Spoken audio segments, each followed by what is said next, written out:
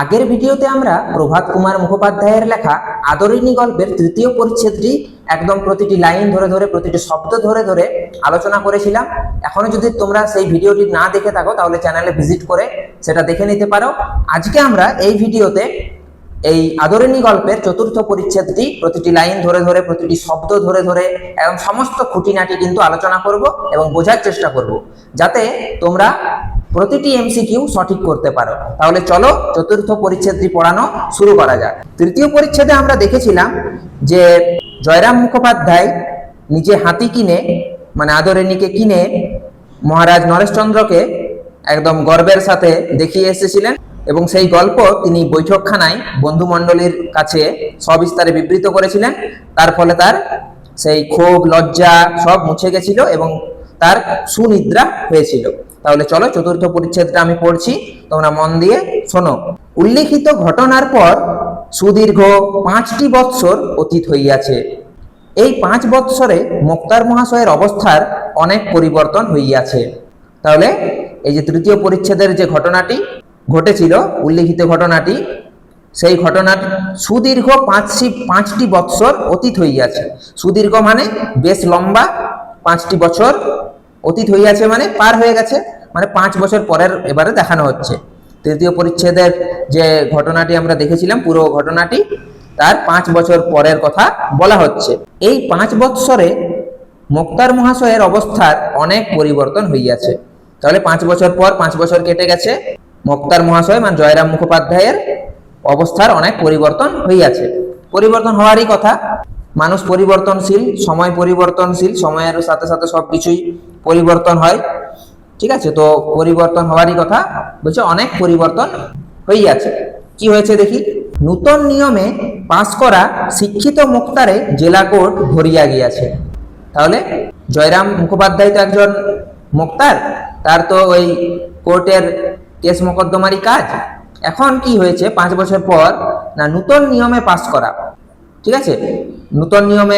নূতন নিয়ম এসেছে, যারা মুক্তার বা উকিল হবে তারা নতুন নিয়মে পড়াশোনা করেছে, পাস করেছে এবং শিক্ষিত হয়ে সেই শিক্ষিত মুক্তারে জেলা কোর্ট ভরিয়া গিয়াছে। শিথিল নিয়মের আইন ব্যবসায়ীর আর কদর নাই। শিথিল মানে কি, ঢিলে ঢেলা বা আলগা নিয়মের। তাহলে এই যে জয়রাম মুখোপাধ্যায় তো অনেক আগেকার মানুষ, সেই তখনকার অতটা নিয়ম কানুন ছিল না, শিথিল নিয়ম ছিল। সেই শিথিল নিয়মের আইন ব্যবসায়ীর আর কদর নাই। তাহলে আগেকার দিনে যেসব ঢিলে ঢালা আলগা নিয়ম ছিল সেগুলো তো আর এখন নেই, এখন সব নতুন নিয়ম। তো সেই আগেকার নিয়মে যারা পাস করে বা নিয়ম শিখে আইন ব্যবসায়ীর কাজ করতেন, তাদের আর এখন কদর নাই। কদর নাই মানে কি, মর্যাদা নেই বা খাতির বা সম্মান নেই। শিক্ষিত মুক্তাররা এখন মানে টেক ওভার করে নিয়েছে জেলা কোর্ট। ক্রমে ক্রমে মুখোপাধ্যায় মহাশয়ের আয় কমিতে লাগিল। তাহলে তার কাজের তো আর কদর নেই। শিক্ষিত মুক্তারে জেলা কোর্ট ভরে গেছে, তাকে আর তিনি আর কাজ পাচ্ছেন না। তো কি হবে, ক্রমে ক্রমে মানে ধীরে ধীরে তার আয় কমতে লাগলো, উপার্জন কমতে লাগলো। পূর্বে যত উপার্জন করিতেন এখন তাহার অর্ধেক হয় কিনা সন্দেহ। তাহলে আগে প্রচুর টাকা উপার্জন করেছে জয়রাম মুখোপাধ্যায়। আমরা আগেই পড়েছিলাম যে জয়রাম মুখোপাধ্যায় কিন্তু অনেক বেশি উপার্জন করেছেন এবং অনেক উন্নতি করেছিলেন। এখন তাহার অর্ধেক হয় কিনা সন্দেহ। আগে যদি তিনি মাসে 50,000 টাকা উপার্জন করতেন, তাহলে এখন মাসে 25,000 টাকায় উপার্জন হয় কিনা সেটাও সন্দেহ।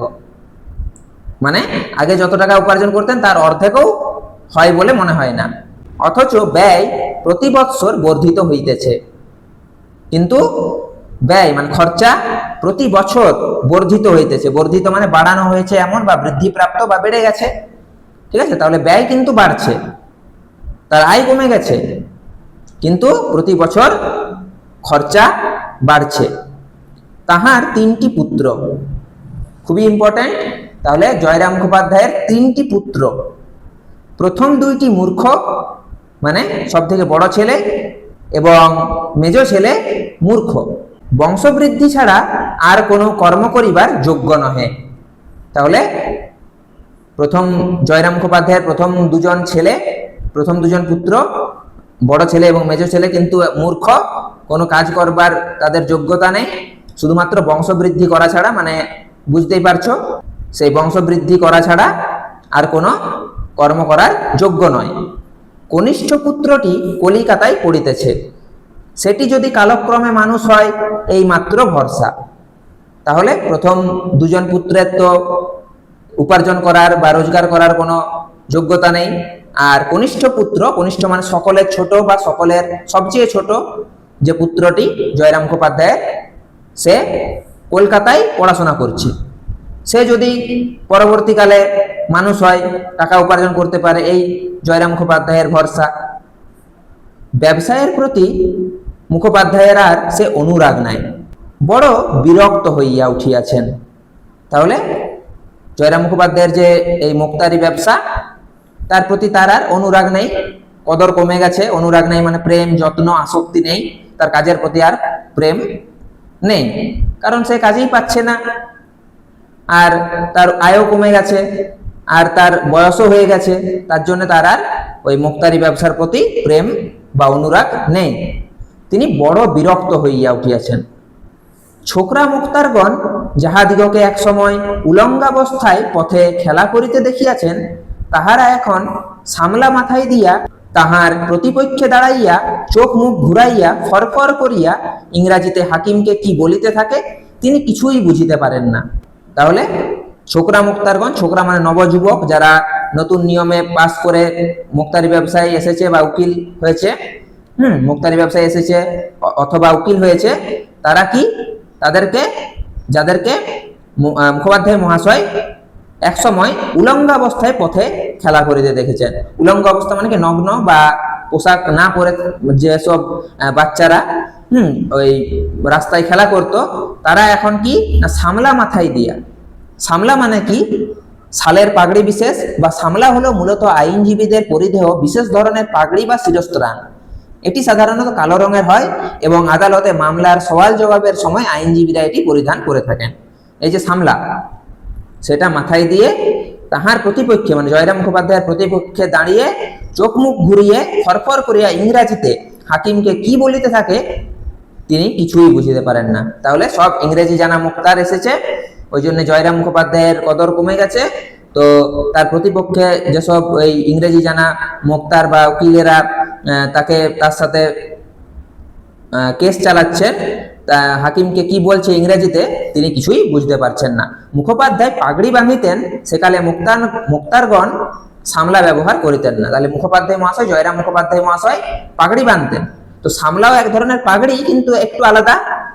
তো সেই আগেকার দিনে মুক্তারগণ সামলা ব্যবহার করিতেন না। এখনকার দিনে ইংরেজি জানা যেসব নবযুবক, নতুন নিয়মে পাস করা মুক্তাররা এসেছে, তারা কিন্তু সামলা পরে মাথায়, আর তারা ইংরেজিতে কথা বলে, হাকিমকে ইংরেজিতে হাকিমের সাথে কথা বলে, কিন্তু এই জয়রাম মুখোপাধ্যায় কি কথা বলছে কিছুই বুঝতে পারে না ইংরেজি।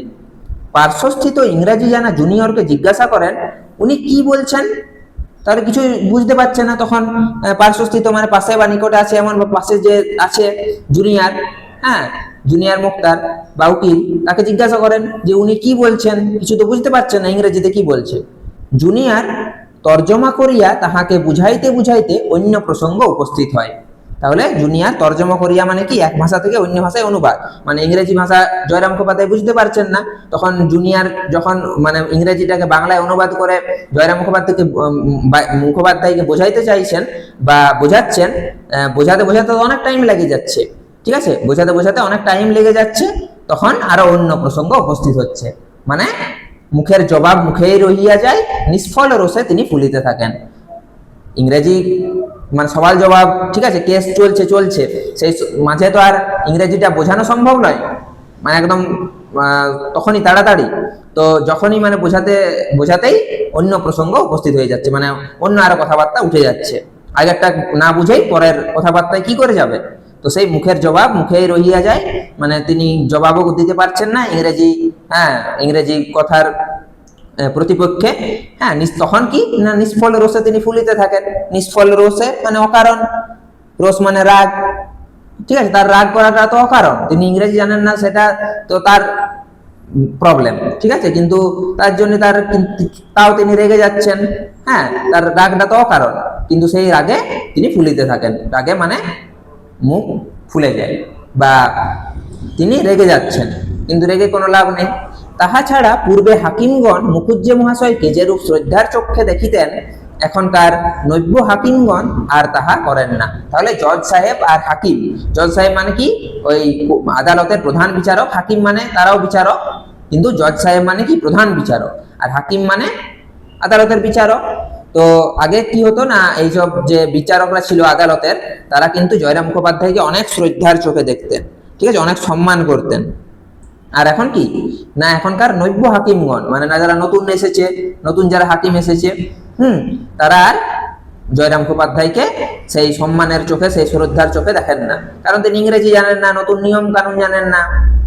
ইহাদের যেন বিশ্বাস যে ইংরাজি জানে না সে মনুষ্য পদবাচ্যই নহে।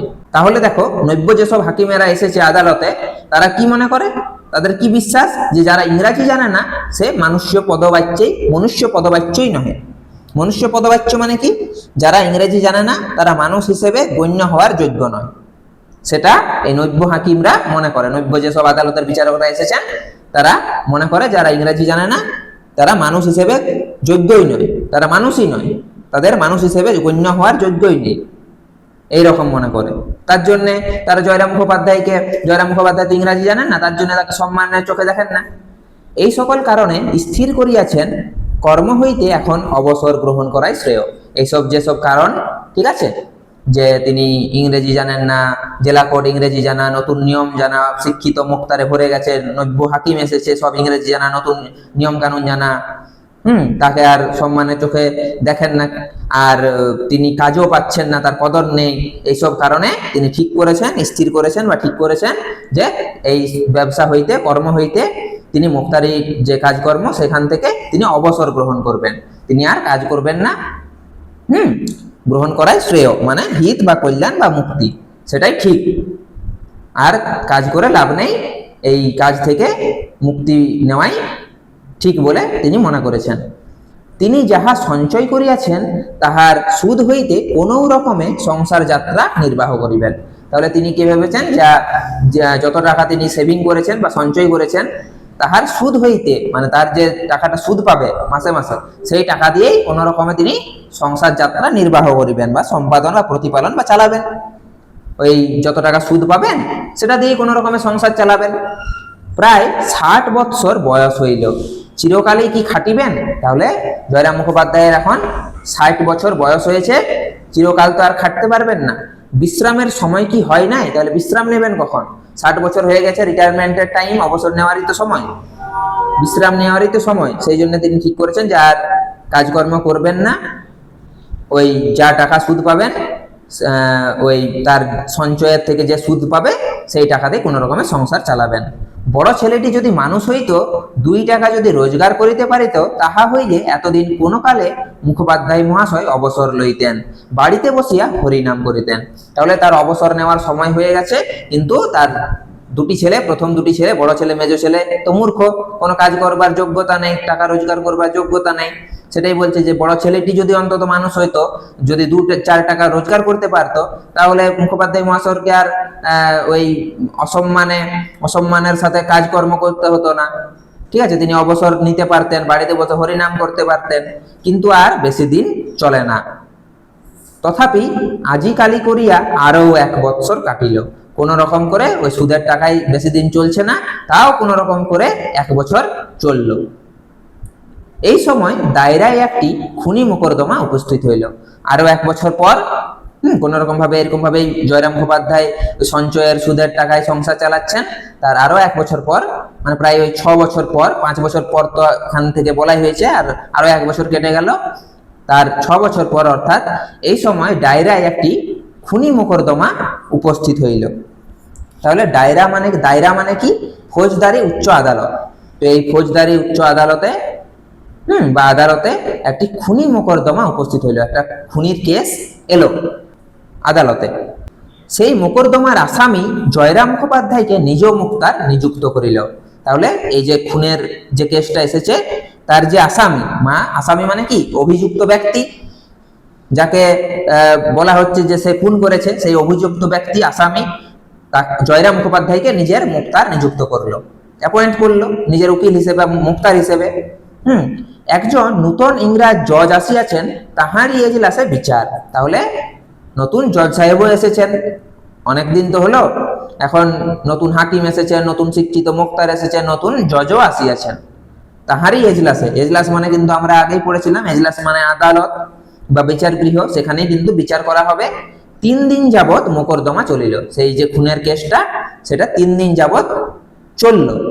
যাবৎ মানে কি না অবধি বা ধরে, 3 দিন ধরে সেই কেস চলছে। অবশেষে মুক্তার মহাশয় উঠিয়া জজ সাহেব বাহাদুর ও এসএসআর মহোদয়গণ বলিয়া বক্তৃতা আরম্ভ করিলেন। 3 দিন চলার পর অবশেষে বা 3 দিন ধরে চলতে চলতে শেষে মুক্তার মহাশয় কি জজ সাহেব বাহাদুর আর যেসব এসএসআর মহোদয়গণ আছেন, এসএসআর মানে কি কোন নির্দিষ্ট বিষয়ে বিচারককে সহায়তাকারী বিশেষজ্ঞ, যারা এই কেস চালিয়ে নিয়ে যাওয়াতে জজ সাহেবকে ঠিক আছে সাহায্য করে থাকেন, সেই সব এসএসআই মহোদয়গণ বলিয়া বক্তৃতা আরম্ভ করতে লাগলেন এই কেসের কনক্লুশন বের করার জন্য। বক্তৃতা শেষে এসএসআরগণ মুখোপাধ্যায়ের মক্কেলকে নির্দোষ সাব্যস্ত করিলেন। তাহলে যে আসামি যাকে ভাবা হচ্ছিল বা যে আসামি অভিযুক্ত ব্যক্তি যাকে খুনি ভাবা হচ্ছিল তাকে, সেই তো জয়রাম মুখোপাধ্যায়ের মক্কেল, তিনি তো জয়রাম মুখোপাধ্যায়কে অ্যাপয়েন্ট করেছেন নিজের কেসটা লড়ার জন্য। তো বক্তৃতা দেওয়ার শেষে এসএসআরগণ মানে ওই যারা জজ সাহেবকে বা বিচারককে সাহায্য করে থাকেন কেস মোকদ্দমায়, সেই সব এসএসআরগণ মুখোপাধ্যায়ের মক্কেলকে নির্দোষ সাব্যস্ত করিলেন। নির্দোষ মানে কি নিরপরাধ সাব্যস্ত মানে বিবেচিত করলেন যে তিনি খুন করেননি, তিনি নির্দোষ, তিনি তাকে নির্দোষ বলে বিবেচিত করলেন। জজ সাহেবও তাহাদের অভিমত স্বীকার করিয়া আসামিকে অব্যাহতি দিলেন। তাহলে জজ সাহেবও দেখলেন যে না এই লোকটি খুনি নয়, তাকে নির্দোষ তো প্রমাণ করে দিলেন জয়রাম মুখোপাধ্যায়। তো জজ সাহেব এই জন্য এসএসআরদের অভিমতটা স্বীকার করলেন এবং আসামিকে অব্যাহতি দিলেন। অব্যাহতি মানে রেহাই দিলেন, মুক্তি বা নিষ্কৃতি দিলেন, রেহাই দিলেন মানে নির্দোষ বলে দিলেন, ঠিক আছে, সে ছাড়া পেয়ে গেল। জজ সাহেবকে সেলাম করিয়া মুক্তার মহাশয় নিজ কাগজপত্র বাঁধিতেছেন, এমন সময় জজ সাহেব পেশকারকে জিজ্ঞাসা করিলেন, এ উকিলটির নাম কি? জজ সাহেবকে সেলাম করলেন, যেটা কেসটা শেষ হয়ে গেল, সেলাম করলেন এবং তিনি নিজের কাগজপত্র গুটাচ্ছেন বাড়ি যাবেন বলে। তখন এমন সময় জজ সাহেব যে বিচারক তিনি পেশকারকে জিজ্ঞাসা করিলেন। পেশকার মানে কি আদালতে বিচারকের কাছে কাগজপত্র উপস্থাপন ও সংরক্ষণের দায়িত্বে নিয়োজিত কর্মচারী যিনি থাকেন তাকে পেশকার বলা হয়। তো সেই পেশকারকে জিজ্ঞাসা করিলেন, জজ সাহেব পেশকারকে জিজ্ঞাসা করছেন, এ উকিলটির নাম কি? ঠিক আছে, জয়রাম মুখোপাধ্যায় কিন্তু খুব মানে সাহসের সাথে খুব ভালোভাবে কেসটা লড়েছে এবং জিতেও গেছে, আসামিকে নির্দোষ প্রমাণ করতে পেরেছে। সেই জন্য তো জজ সাহেবের তো একটা কৌতূহল থাকবে, তো সেই জন্য তিনি পেশকারকে জিজ্ঞেস করছেন যে এই উকিলটির নাম কি? পেশকার বলিল উহার নাম জয়রাম মুখার্জি, উনি উকিল নহেন মোক্তার। প্রসন্ন হাস্যের সহিত জজ সাহেব জয়রামের প্রতি চাহিয়া বলিলেন, আপনি মোক্তার? জয়রাম বলিলেন, হ্যাঁ হুজুর, আমি আপনার তাবেদার। তাহলে পেশকার কি বলল যে জয়রাম মুখোপাধ্যায় উকিল নয়, জজ সাহেবকে বলল জয়রাম মুখোপাধ্যায় উকিল নয়, মোক্তার মানে উকিলের নিম্নপদস্থ কর্মচারী। তো তখন হেসে হেসে জজ সাহেব জয়রামের দিকে তাকালেন এবং বললেন যে আপনি মোক্তার? তখন জয়রাম বললেন, হ্যাঁ হুজুর, আমি আপনার তাবেদার। তাবেদার মানে কি? তাবেদার মানে অনুগত ব্যক্তি বা অধীনস্থ ব্যক্তি। আমি আপনার অধীনস্থ ব্যক্তি। জজ সাহেব পূর্ববৎ মানে কি আগের মতো বলিলেন, আপনি মোক্তার? আমি মনে করিয়াছিলাম আপনি উকিল, যে রূপদক্ষতার সহিত আপনি মোকদ্দমা চালাইয়াছেন, আমি ভাবিয়াছিলাম আপনি এখানকার একজন ভালো উকিল। তাহলে জয়রাম মুখোপাধ্যায় তো অবশ্যই খুবই ভালো একজন মোক্তার, কিন্তু তার আর কি করবে, সময় হয়ে গেছে, নতুন নিয়মে পাস করা শিক্ষিত মোক্তাররা চলে এসছে, তারা ইংরেজিতে কথা বলছে, তাদের সাথে তার পেরে উঠছে না। কিন্তু জয়রাম মুখোপাধ্যায় তো খুব ভালো মোক্তার ছিলেন, সেই তার যে দক্ষতা, রূপদক্ষতা, এই কেস লড়বার যে দক্ষতা সেটা তো থাকবেই। তো তার জন্যে জজ সাহেব ভেবেছিলেন যে তিনি এত ভালো মানে জয়রাম মুখোপাধ্যায় এত ভালো কেস লড়েছে যে জজ সাহেব ভেবেছিলেন যে এখানকার একজন ভালো উকিল, অথচ জয়রাম মুখোপাধ্যায় একজন মোক্তার। এই কথাগুলি শুনিয়া মুখোপাধ্যায়ের সেই ডাগর চক্ষু দুইটি জলে পূর্ণ হইয়া গেল।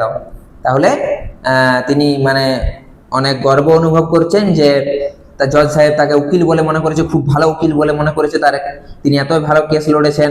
ঠিক আছে, তো সেই জন্য জয়রাম মুখোপাধ্যায়ের যে ডাগর চক্ষু দুইটি, মানে আমরা প্রথমেই পড়েছিলাম যে জয়রাম মুখোপাধ্যায়ের চোখ দুটি কেমন, বড় বড় ভাষা ভাষা, ডাগর মানে কি বড় বা বড় সড়ো যে চোখ দুটি আছে জলে পূর্ণ হয়ে গেল, মানে ভরে গেল, চোখে জল চলে এলো আর কি প্রশংসা শুনে। হাত দুটি জোর করিয়া কম্পিত কণ্ঠে বলিলেন, না হুজুর, আমি উকিল নই, আমি উকিল নহি, আমি একজন মুক্তার মাত্র, তাও সেকালের শিথিল নিয়মের একজন মূর্খ মুক্তার।